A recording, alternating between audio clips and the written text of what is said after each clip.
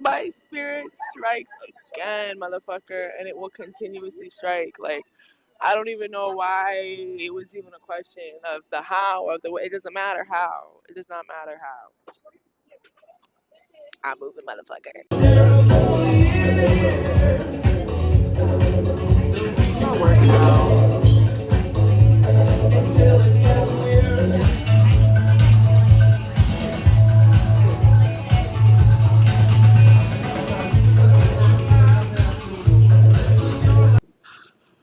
I am on a mythical side quest right now. I'm about to view a potential new apartment. Bitch. Like, that's what I meant by my spirit strikes again. And I'm going through like this moment of realization of like, I kind of had it in my head, or it was just being beaten into me, like verbally, over and over and over again. Like, the only reason I was ever able to do anything that had anything to do with like my self actualization and like my destiny and like my creativity and things and like expressing that was because my parents let me. And I just feel like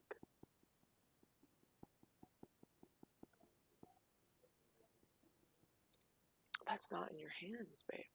I feel like that's just like not in your hands.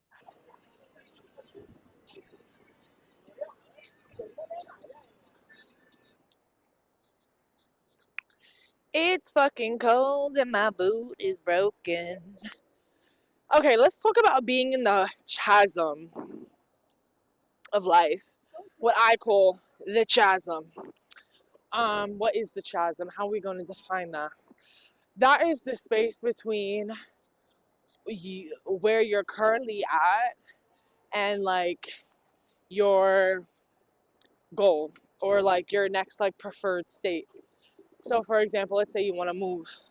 It's, the time in between you deciding that you want to move and you moving. It's the universe shifting into place um, to kind of configure itself to like get you everything you want. You may notice you say, okay, I want to start taking more content. Your phone breaks. You have to get a new one. To get a better camera. You say that you want to switch career paths, you lose your job. Like shit like that. There's a tower moment and then there's a lull where shit kind of calms down and you're just in this in between. And there's nothing you can do about it. There's nothing you can rush. There's nothing you can. So, what do you do? How do you spend your time? Like, are you going to show up as the person that you're going to be? Or are you going to remain the same? And it's usually very boring. There's usually nothing you can really do to rush it. And it's kind of just about waiting it out. And I feel like that's kind of where I'm at right now. Like, my therapist was like, let's think about all of the relationships in our life, my life, that have in the recent past broken apart, just not worked. And I had to let go or release it. And a lot of them, like the majority of my friendships, um, family relationships, romantic relationships, they all were kind of put up to question recently. And I basically had to say goodbye to everything and everyone that like I really thought I loved. Um, which of course is very difficult. It's very painful, um, albeit necessary. So to anybody who's in the chasm right now, you have to go through it. You have to go through it in order to arrive at a new state of being. Um, and it's anticlimactic, like, when you're like walking away from like toxic dating habits. That's something that I kind of like am trying to work on, where right now, like, I'm genuinely bored. I can feel it in my body and in my spirit, like just kind of rattling against my nervous system. Like, I, you know, I'm looking at my phone constantly. I'm like, I want to talk to somebody. I want to talk to somebody. Like, I miss past people, even though I don't. I mean, I do, but like, I just know the bigger picture. This person's so beautiful. I want to tell them. I really like your outfit. You look really pretty. You're welcome. She looked like a fairy. She looked like a mystical princess. Oh my god. Um, yeah, you'll find your way out, man. That doesn't mean like, and honestly, like most of the times, like when you're in that place or when you're leveling up your life or just doing something better for yourself, like I don't know about y'all, but like you feel like a fucking loser. Like you just feel like pretty bad about yourself, like because in order to release some sort of shame, in order to release or acknowledge that something has to change, you do kind of have to feel some sort of shame. Like you do kind of have to confront the fact that you don't like how it is you're acting or how it is you're showing up. You have to confront like certain things in the way that certain behaviors that you're exhibiting are the cause or are adding or fueling the fire of things that you don't want. Um, so a little bit of shame is required in order to like move on and move through, release, break, pattern, whatever it is you want to say. Kind of relearning like how my spirit interacts with the world and how I manifest and how I receive and how I initiate, and it's really interesting.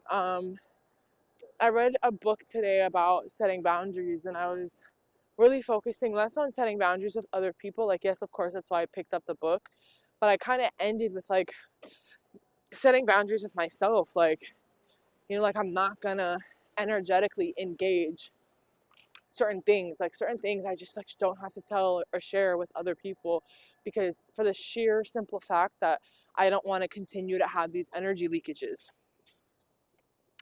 I don't want to continue to have these energy leaks and feel drained after. Yeah. So what is it that you guys are kind of like moving away from? I'm curious if this is showing up for anybody else in their life. If they feel like they are kind of in an in-between, or if there was a moment in time where they were like in an in-between and it's like a void. It's like this vast chasm that you have to cross in between hills and mountains. Because you conquered one mountain, now you got to get to the other. Um, so, yeah, I'm interested to hear how that showed up for other people. Um, let me know. Let me know. Let me know. It's cold as fuck, so I'm going to put my hands away now. Say hello to your mother. Come out to play. So I was writing a letter to my mom on the toilet. And it just kind of dawned on me of like, okay, like when I pull the curtain back, there she is. And when I pull that curtain back, it all boils down to resentment. And I was just thinking about like a past relationship that I've had and how like just the concept of writing a letter to your mom. And then I was just thinking about how, there really are loopholes to your subconscious. There really are loopholes to your subconscious because if I wanted to figure out what the problem was in my family relationship, I'm a Cancer moon, okay? I could have just looked at, not could have, but next time maybe, look at what that big problem was in that past relationship. What made it crumble? What made it fall? A lot of things. But what was primary? Resentment. Okay? Resentment. It all boils down to resentment. Yeah, that was just a thought that I had. That is just a thought that I had. There are really loopholes to your subconscious because it's like, I think in every single relationship, no matter the capacity that I've had, these girls are telling me oh, you look like my mom, or you remind me of my mother. My brother's girlfriend looks exactly like my mom. Like, that could be her kid, for real. That could be her kid. And yeah, so it's like, and honestly, when I look at the people that I'm dating, like, I definitely can say the same for myself, where it's like, you mirror this person in some way. So we all tend to like kind of date people that it is like familiar, you know? So there are really loopholes to figuring out certain things by your behaviors in another area of your life where you're going to be mirroring or projecting that, because family is the root. Family is where you're coming from. So imagine my fucking surprise when I dig to the root of my problem and there they are standing there. You know? So that's great.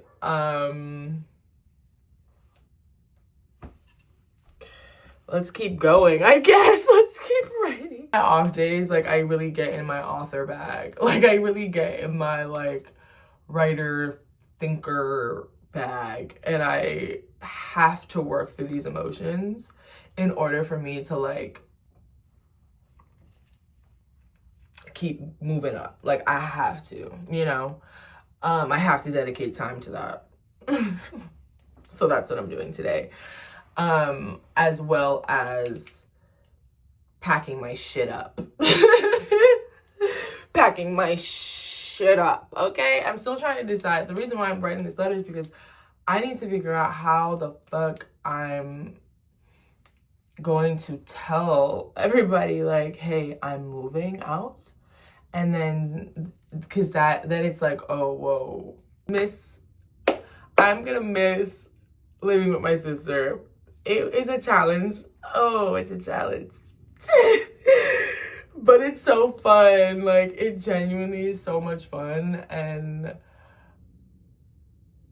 I'm literally going like 30 minutes away. Like, literally going 2 boroughs. Like, it's gonna be okay.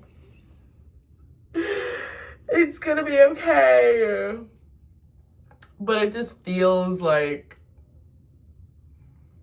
you know, because we're not going to be in the same, like, space, whatever. So, I'm going to miss living with her. I'm going to miss living with my brother, too. But I really have this hope for us that we can just, like, buy real estate throughout the world. And for myself, like, buying real estate throughout the world. And making these beautiful fucking houses and land and space. We can just hold it together, and then their kids are running around, and like me and my partner are there, and like it's so much fun. And we're making fennel salads and macaroni and cheese and lasagna and an outdoor oven, and like, oh my fucking god, from scratch. I can't wait. I cannot wait. Okay, so I'm gonna continue writing this letter.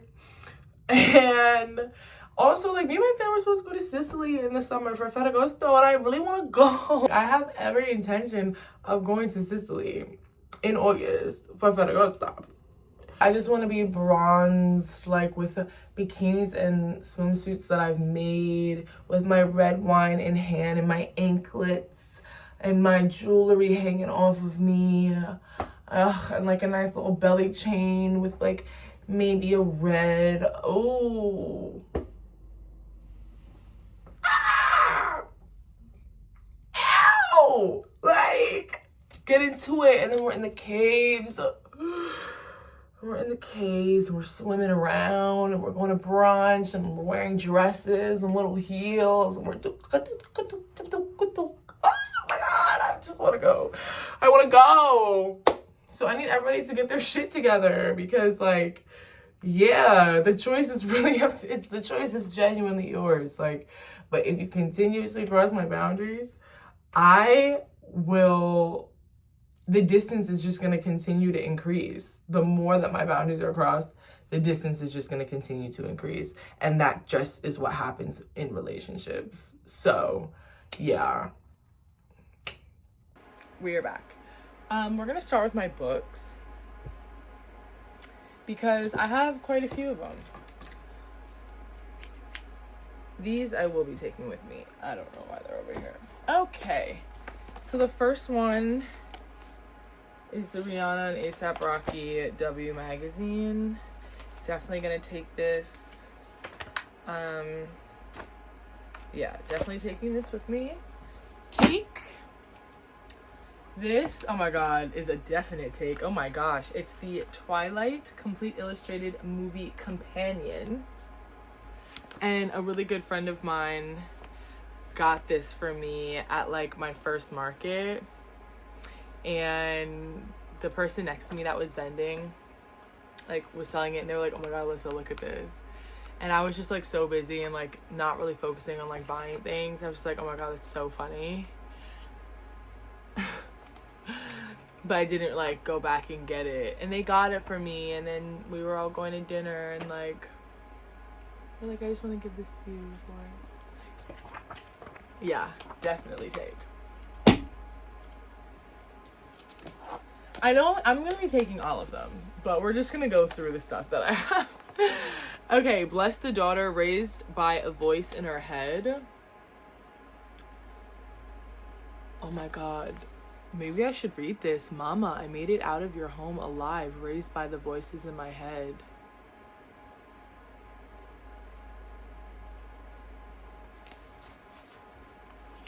You only leave home when home won't let you stay. No one would leave home unless home chased you. It's not something you ever thought about doing, so when you did, you carried the anthem under your breath, waiting until the airport toilet to tear up the passport and swallow each mournful mouthful, making it clear you would not be going back. Take one of my favorite freaking books I've ever read and my favorite author ever, Freshwater by Yeboah-Kodie. Absolutely fucking fantastic. 9 declarations to claim your personal power. This is one of my mom's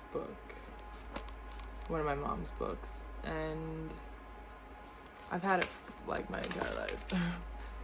Never really read it like that, but I'll keep it. Yeboah-Kodie, another Yeboah-Kodie book. I, not gonna lie to you, didn't get into this as much. Stopped about here. I just need to give it more time. I don't know, but yeah. You Were Born for This. Really pretty cover. The Chani Nicholas book. This one's really fun. Like, it just kind of gives you a breakdown of your birth chart. So it says Sun in Cancer. Affirmations: care is my greatest currency. Feelings are not facts, but they carry within them kernels of truth that I am dedicated to uncovering. What do you mean feelings are not facts? What do you mean? Ugh, my favorite fucking book ever. This is literally my favorite book, like, in the world. Like, I fucking love this book. And when I found it, it's called Blood on the Tide by Katie Robert. Really love this author. Literally one of my favorite books in the whole entire world. It is, like, first of all, set in this fantasy world where I already read sort of there was another one. It was about a vampire polycule, and I, like, when I first read that book, I was like, I'll never forgive Book Talk for making me read this book, because it's literally just vampire porn, like gay vampire porn. It was, like, incredibly phallic, but then it got gay, but then, like, well, no, yes, it was incredibly gay, but it was incredibly phallic. So I personally had a hard time grasping onto it because I don't really want to read about dicks, okay? So this, however, is about one of the guys in the polycule's sister, who's also a vampire, who was dating a witch, and then they broke up. The witch stole from her, and then went off into another dimension, got a boyfriend 2 seconds later. I found this right after I found this book right after my first breakup, and woo-wee, did this carry me did this really strike home? But then the vampire meets this Selkie, which is like this mythical sea creature, and then they get into a little situationship, a little lesbian situationship, and then they fall in love, and then they start dating, and then they're part of the revolution together. It's really cool. Oh, and the Selkie had a basically narcissistic, toxic situationship with this like sailor who stole her pelt, stole her pelt, and the pelt is like their soul. It's what allows them to transform from human to Selkie. And he steals it from her because it's like a thing. If you like take a Selkie's pelt, it's like, yeah, I got that shit. And then they sell it on the black market for money. And then Lizzie, the vampire, kills the guy. They get the pelt back. So on and so forth. It's like a whole thing. It was just like, yes. Vampire, sea creature, romance, lesbian edition. Take. I'm gonna read this today. I've been actually wanting to read this. Another one of my favorite fucking books, actually probably like my personal Bible.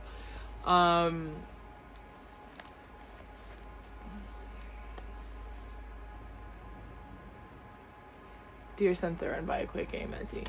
I cannot talk about this book enough. Non-existent. I am, to put it finely, dying. It is interesting how slow it is, like offing the lights one room at a time, shuttering windows in slow motion. I am not sure how deep the dying will dig. My therapist, they do not see how I am bent backward to allow them in my life. She says, well, that position, bent and backward, is the one they think you belong in, so of course they do not see. The thing about everyone wanting you not to exist is that it is very loud, but not even that, it's that I agree with them completely. I, too, do not want to exist. We are of one deadly accord. I, too, do not think I belong in their ugly world, their violent world. Keep suffering for what exactly? For more masks that strip the skin off my faces again and again, day after day. The hungriest of masks? So you want me to die. So I want to die. What do we do now? Will you come and kill me? What if I say please?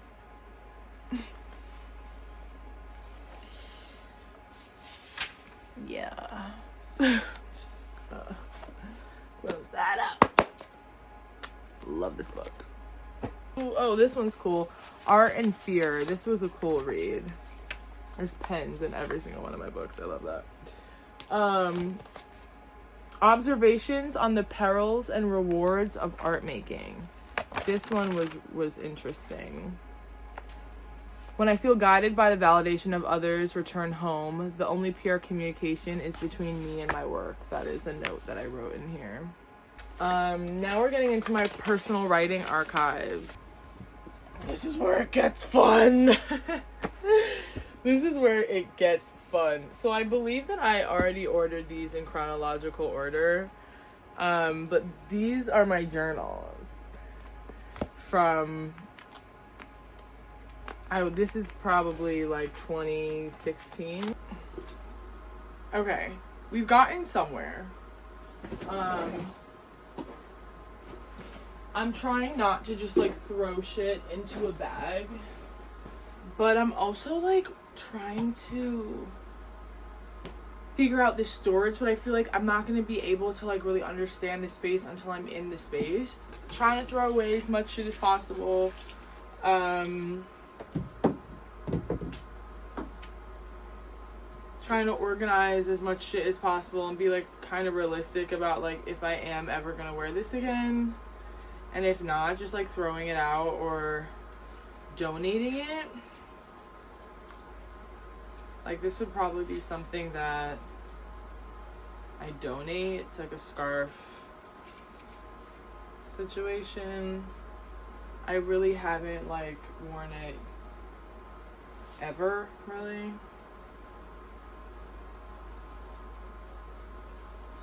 Maybe I could, you know? Like, this would be cute. I'm gonna keep it.